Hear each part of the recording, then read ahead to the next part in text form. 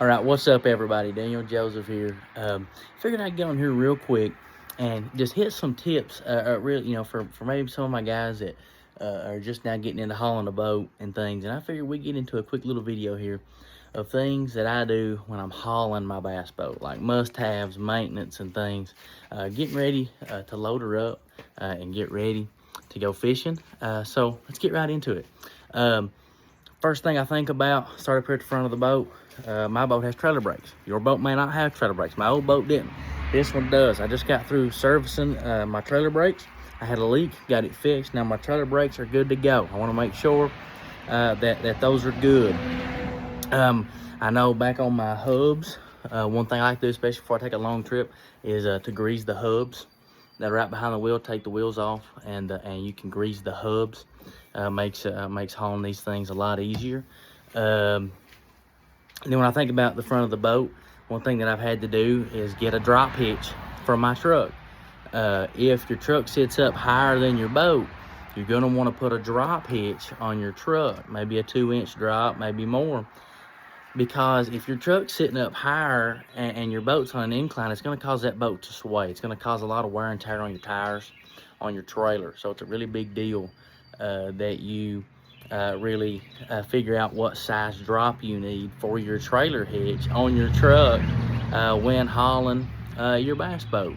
One thing I tell you while we're walking back to the back of the boat, thinking about batteries, always bring an extension cord, especially if I'm going to be gone for a weekend. I want an extension cord to make sure that I can charge those batteries in case something happens, especially after a long day of trolling. Think about, I got my Lowrance right here, and it's on a ram mount. So one thing that I really like doing for these rams, on these ram mounts, is I take this fish finder off. If I'm gonna be hauling it a long ways, I'm gonna go ahead and take this off for a long haul down the road, and then I'll just hook it back up when I get to the boat ramp. I don't want to lose my fish finder on the way to the boat ramp. Talk about a bad day. Back here with the engine, I'll tell you this, something that's new to me is having hydraulic steering. I've got these steer stops right here. There's several places that got them. I got mine off Amazon. These steer stops right here keep that motor from swaying. My big Evinrude Fitch Ram injection. It's a 2-stroke, so I'm a 2-stroke, guys. You want to make sure you got oil. Make sure you got extra oil in your boat.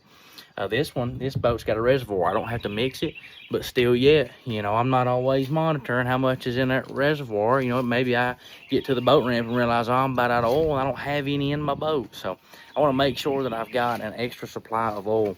And something else is a motor toter.